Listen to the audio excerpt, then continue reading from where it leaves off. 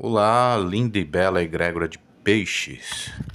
Vamos ver como estão as energias no mês de agosto, na linda e bela egrégora de peixes. Vamos lá, pessoas. Peça a orientação da grande fraternidade branca. Peça a orientação da grande loja branca. Peça a orientação do mestre El Moriakan. Como estão as energias na egrégora de peixes neste mês de agosto? Vamos ver.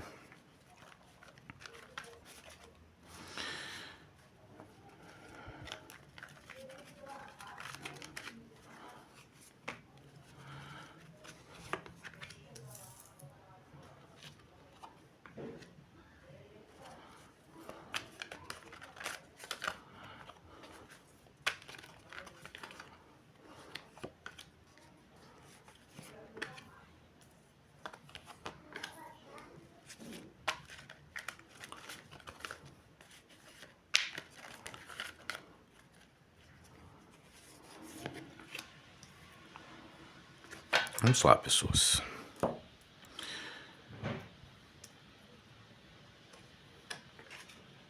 Ótimo, ótimo. Bom também, né? Aqui é a questão do equilíbrio, né? Aqui o 6 é um número que fala de equilíbrio, né, entre as diferentes circunstâncias da vida, principalmente o material, né, que trata-se do financeiro, carreira e tudo mais, né, o espiritual e o familiar, que são as três principais áreas da vida, né? O material é o financeiro, né? É o educacional, o profissional é tudo, né? Aquilo que a sua network, aquilo que lhe traz renda, né? O familiar o familiar nem sempre é família de sangue, tá? Nem sempre é a árvore genealógica, né? Existem pessoas que aparecem na nossa vida, né? E isso não é obra do acaso, que são parte da sua família, né? Mas estão encarnados em árvores genealógicas diferentes, né? E você sente isso, que são pessoas próximas, porque geralmente a família da árvore genealógica são as pessoas com quem você tem mais problemas kármicos, mais dívidas kármicas, são essas pessoas da sua árvore genealógica, né? Eu não diria que são, nem sempre são problemas gravíssimos, tá? Mas são coisas assim que já vêm de vidas passadas, né? De encarnações passadas. Tudo aquilo precisa ser limpo, ser depurado, né? O ideal é que a família da árvore genealógica sejam pessoas 100% afins, né? E não são. Só que, então, a família ela tem que ser limpa, né? Entre si, 100% afim. Então, quando há algum descompensamento, né, isso é cobrado com maior intensidade, porque são pessoas que nascem no mesmo clã e têm que conviver, tem que ter esses laços familiares, né? Então, geralmente, é aí onde está o seu maior empenho, né, em corrigir os desequilíbrios energéticos, né? Porque o cosmo ele funciona com o equilíbrio energético. Você evolui no equilíbrio, não no extremo. Quando você parte para os extremos, seja o bem ou seja o mal, você tem que voltar para compensá-los, né? Então, se houve algum excesso de bem ou excesso de mal, principalmente com essas pessoas próximas, isso tem que ser compensado, tem que haver justiça nisso, né? Por isso, é nisso que se trata o karma, né? É essa correção, esse reequilíbrio. O 7 ele fala de maestria no campo das ideias, né? Maestria no campo intelectual, ou seja, aqui está falando do mago, né? Do campo mental do mago. É aquela pessoa que planeja, né? Que analisa, né? Que, segundo Einstein, Albert Einstein, ele exemplificou bem que mais importante do que encontrar a resposta correta é antes você fazer a pergunta correta. sabe? Porque se você fizer a pergunta errada, você pode até chegar na resposta correta para aquela pergunta, mas aquela pergunta ela te levou em uma direção diferente da resposta que você está buscando ou precisando, entendeu? Então, é muitíssimo importante identificar o problema, identificar o caso, né? Para depois buscar a solução dele, entende? Então, assim, tem coisas que precisam ser observadas para ser identificadas. Agora, como que você vai identificar algo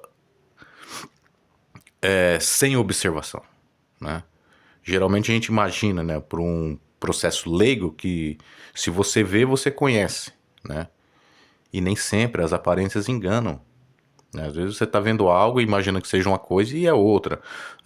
Tá, em outros casos você vê algo que você nunca viu, que você não conhece, não tem referência alguma, né? E você precisa identificar aquilo. Talvez o problema esteja onde você não percebe que ele esteja, né? E a solução está após ele, entende? Então, assim, primeiro identifica isso, né? Isso é perícia mental. Sim, sim, aqui nós estamos falando de problemas e soluções, porque o rei de espadas, ele é uma pessoa muito justa, ele faz cortes, ele corta situações, entendeu? Ele corta e acabou. Não importa se aquilo vá se religar depois, né? Mas primeiro tem que passar pelo processo do corte, né? A dor, né? Cortar dói, né? Tem que passar por isso, entende? Porque precisa haver uma justiça nessa situação toda, entendeu?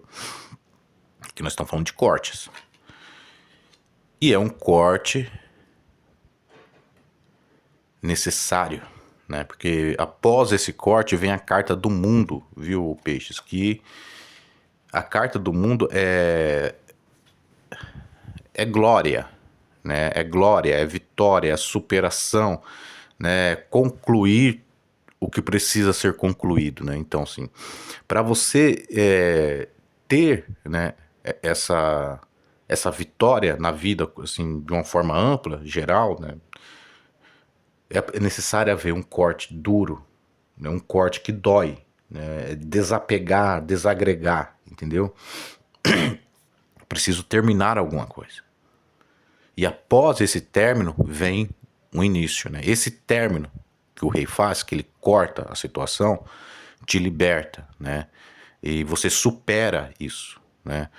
E aí existe um outro reinício, um início. Pode até ser a mesma situação, né? Pode se religar novamente, mas dessa vez curado, né? Reorganizado, né? As coisas certas, né? Na proporção correta, né? Correspondência correta, entendeu? E outras vezes não. Algo termina para sempre, né? Assim, uma ligação é cortada mesmo mantendo sentimentos, afetos, né? Uma ligação é cortada e outra relação inicia, entendeu? Então aqui nós podemos estar falando de divórcio, né? E esses 6 partilhas, né? A perícia fala da proporção correta da partilha, entendeu? Podemos estar falando de divórcio aqui, que para quem está querendo esse divórcio é uma libertação, uma vitória, entendeu? Conseguir esse divórcio.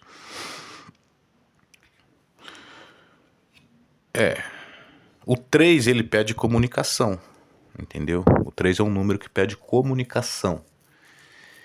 Então, há um corte, né? Aí nós podemos falar de divórcio ou de desligamento de uma profissão, de uma empresa, algo assim, né? Há uma perícia, né, para se averiguar as devidas proporções de cada parte, né? Um reinício em outra circunstância. E aqui, essa comunicação é referente a essa perícia, né? Tem que saber o que está se o que está se observando, né?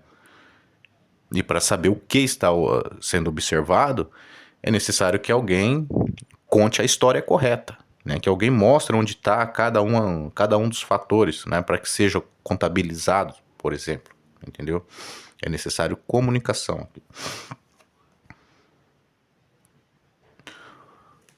O 8, o número 8, ele fala de retorno, tá? Se é retorno, é algo do passado, entendeu? Está bem abaixo, está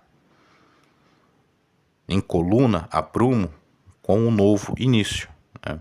Então, assim, esse retorno, ele tem duas situações aqui. Tem o retorno disso que se acumulou ao longo dessa história que está sendo cortada, né? Tudo que foi juntado ali, né? E também tem um retorno de uma outra circunstância para iniciar esta, entendeu? Alguma ligação, né, que houve no passado, e aí é reatado, né, os contatos, né, seja profissional ou de qualquer outra natureza, entendeu? Isso são reatados, né? Então o 8 aqui ele fala de duas situações, entendeu? Vamos ler essas cartas aqui. Tem uma história bem interessante aqui, sabe? Uma circunstância sendo cortada, né? Aqui não mostra que está sendo retirado, entendeu? Se fosse retirar, por exemplo, seria a carta da morte, que aí é um término definitivo mesmo, acabou, ninguém jamais verá novamente, entendeu? Mas não é isso. Então, assim, parece que haverá assim, um convívio à distância, sabe? Você sabe onde está aquilo, mas não vai procurar, entendeu? Aquilo sabe onde você está, mas não vem procurar, entendeu? Vai haver algo desse jeito, assim, né? Dessa natureza, entendeu? Cada um no seu canto, né?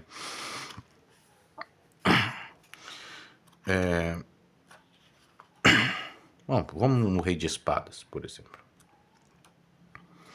Rei de Espadas representa inteligência e eloquência da palavra.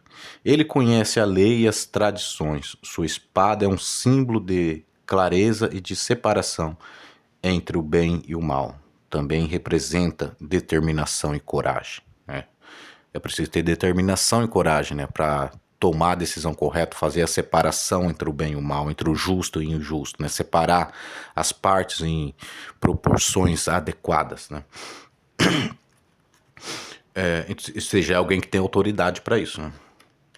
Alguém que tem poder para fazer isso. As de espadas representa liderança no mundo das ideias, é a regra da razão. Ele impõe clareza, moralidade e retidão espiritual. Regência da ética, regra da lei. Parece que é algo meio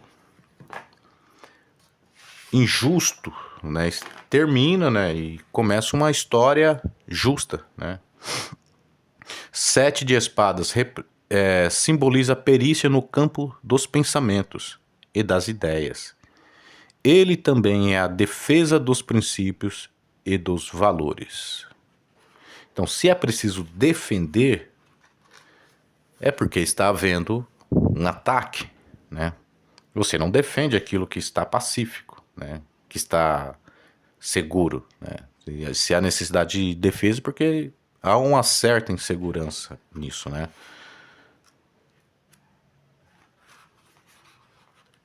Deixa eu ver o naipe de ouros.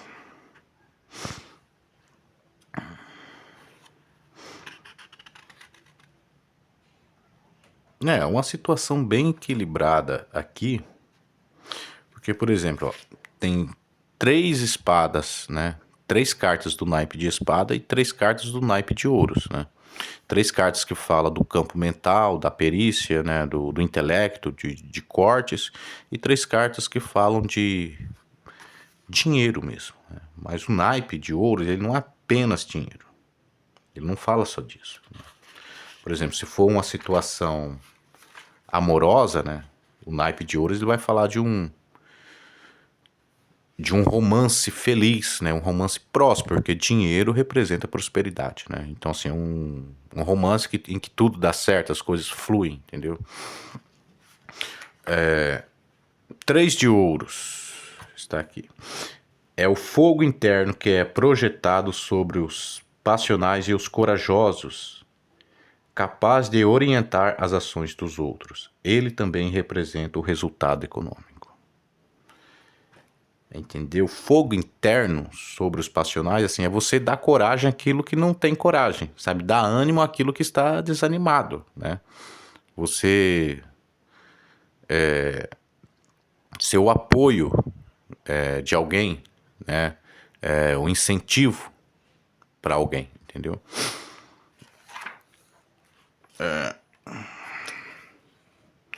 Seis de ouros. Complementação harmoniosa de paixão em empreendedorismo, liderança e força de convicção. Anuncia prosperidade material. Então, esse 6 ele está ligado ao corte que há, né? E a esse novo início, né? Porque aqui está falando de empreendedorismo, ou seja, uma circunstância termina para dar início a outra circunstância. 8 de ouros é o propósito interno de realizar um projeto. Prevê força e poder econômico. Uau! Empreendedorismo mesmo, viu? Isso mesmo. 6 de ouros, complementação harmoniosa de paixão e empreendedorismo, liderança e força de convicção, anuncia prosperidade material. O 6. O 3, vamos voltar no 3 aqui. Vamos ler de novo isso aqui. 3. É o fogo interno que é projetado sobre os passionais e os corajosos, capaz de orientar as ações dos outros. Ele também representa o resultado econômico. Tá, 3. Agora vamos para o 8. É o propósito interno de realizar um projeto, prevê força e poder econômico. Entendeu? O projeto interno, né, a projeção de um novo, de um projeto, né, um empreendedorismo, seja em qual circunstância que for da sua vida, está dizendo que você tem as condições de fazer isso, né? Só que não está dizendo o final disso. É uma ideia próspera, é uma projeção de prosperidade, né? E não significa que essa prosperidade irá se materializar. E depende de outras circunstâncias, entendeu? Que não estão sendo mostradas aqui. Aqui só fala que termina uma situação para começar outra, entende? Então, olha, pense bem, né? A cada um, né, que dentro da sua particularidade, compensa terminar para começar outra coisa. Entende? Meça as proporções de cada uma das intenções, né? São duas intenções aqui, um término e um início, entendeu? Pense bem, analise bem, né? Porque é óbvio que a vida é uma eterna experiência, né? E experiência é evolução, tá? Vale a pena sim experienciar. Agora você tem que saber fazer isso de uma forma que você não se prejudique, entende? Um sonho pode virar um pesadelo. E algo inesperado, algo sem objetivo nenhum, sem expectativa nenhuma, algo que nem sequer foi desejado, pode se tornar um sonho. Entendeu? Então, as variáveis, elas são diversas possibilidades, né? E aí depende de qual energia você atrai. Em qual hertz, né, em qual faixa de hertz está a sua vibração para atrair uma outra energia que esteja na mesma faixa de hertz, entendeu? É disso que se trata. Então, assim, um sonho pode se tornar pesadelo, como algo que não foi esperado pode se tornar um sonho. Tá? Então depende de você, né? O resultado dessa história lá para frente vai depender de você, mas você pode realizar isso. O caminho está aberto para você reiniciar, para você resetar e reiniciar, tá bom? É isso aí, peixes.